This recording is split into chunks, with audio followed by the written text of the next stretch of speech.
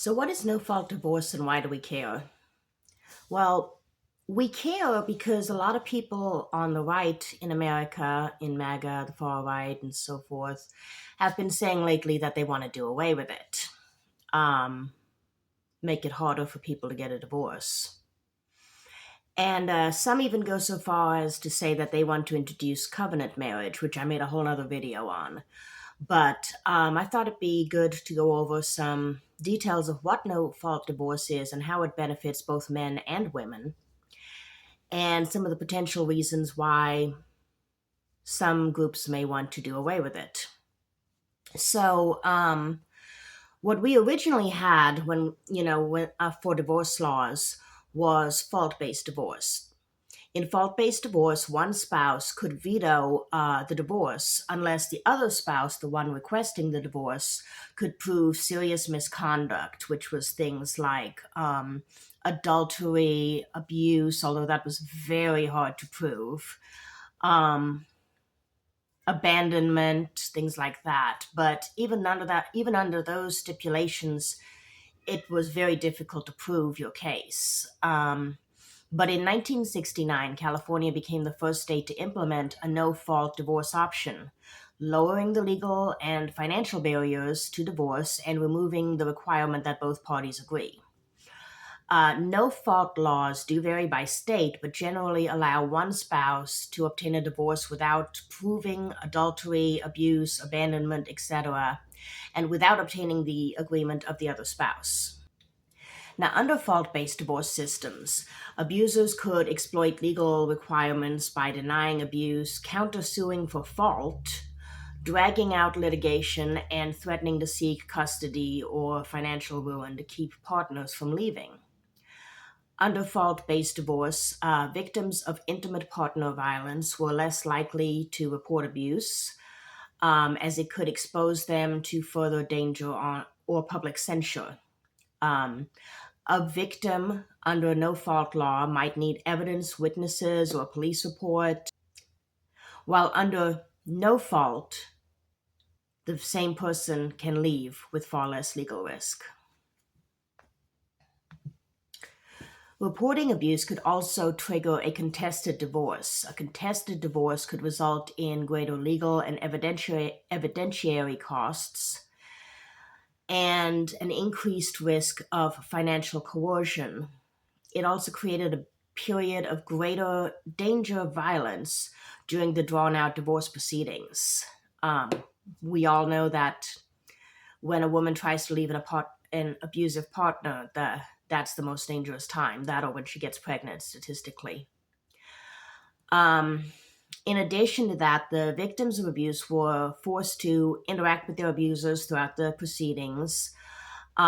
They were frequently questioned and cross examined about the abuse at length in the presence of their abusers, re traumatizing them. Now, in 2010, the final holdout state, New York, modified its divorce code to provide for no fault divorce. Not only does no fault divorce provide a means of escape for those trapped in unhappy or violent marriages, it also changes the bargaining power within marriages. When exit becomes easier, the injured party has the option to threaten to leave to demand better treatment, and, of course, to actually leave if necessary.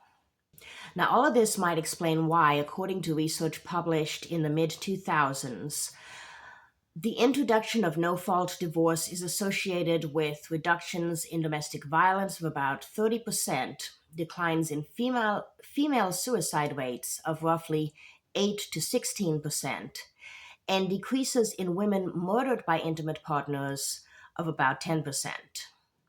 Research also shows that the introduction of no fault divorce created a significant reduction in the rates of domestic violence towards both men and women.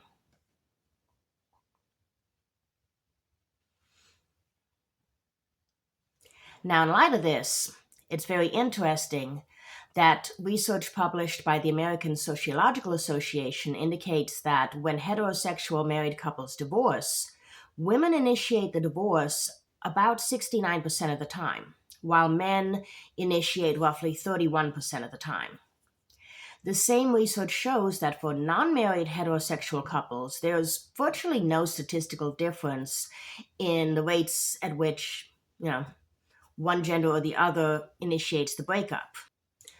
So, if divorce provides benefits for both men and women, and unmarried men and women seek to terminate their relationship at similar rates, why do so many women initiate divorce as opposed to men? It seems likely to me that the explanation is either that the marriage provides a significant advantage to men, a significant disadvantage to women, or possibly both. So it appears to me that the gendered structure of marriage itself, rather than relationship dynamics alone, seems to drive that statistical difference in who initiates the divorce. So, one possible explanation is that even today, marital expectations tend to be imposed along gender lines. They impose more responsibility for caregiving, emotional, and physical labor on women. Men in the same relationship often receive much more support and are subject to far fewer expectations of additional labor.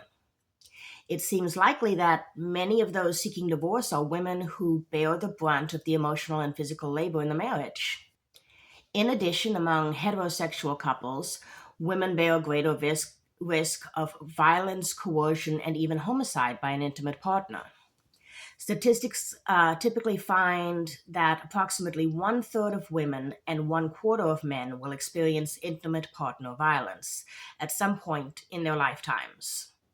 However, if you look at data from homicide rates, emergency rooms, and shelters, they tend to skew far more heavily towards women, indicating another possible reason for the greater percentage of women initiating divorce. Men in heterosexual marriages are victimized as well, but are less likely to be controlled through fear of lethal retaliation if they leave, and more likely to have independent earning power. Obviously, not always. But having these things reduces the scope for the kind of entrapment that produces severe ongoing battering. In married couples, the social, legal, and financial constraints on ending the relationship are much lighter than in non married couples, making it far easier to end a relationship due to unhappiness, unfair labor expectations, or violence. Social expectations concerning gendered labor roles also tend to be much lower, especially if children are not yet involved in the relationship. Because it is relatively easy to end the relationship and obligations within the relationship remain more fairly distributed, both genders demonstrate a similar willingness to end the relationship. However, historically, marriage has amplified the gendered risks, inequalities, and constraints in heterosexual couples. No fault divorce reduces the lock in that made those inequalities costly and dangerous, especially for women. The evidence shows that when people are no longer locked into a marriage, both violence and desperation decline, and the individual bearing the majority of the hidden costs in that relationship become far more likely to initiate an end to the relationship. So, yeah, there's a lot of people on the right that think all of that is bad. Go figure.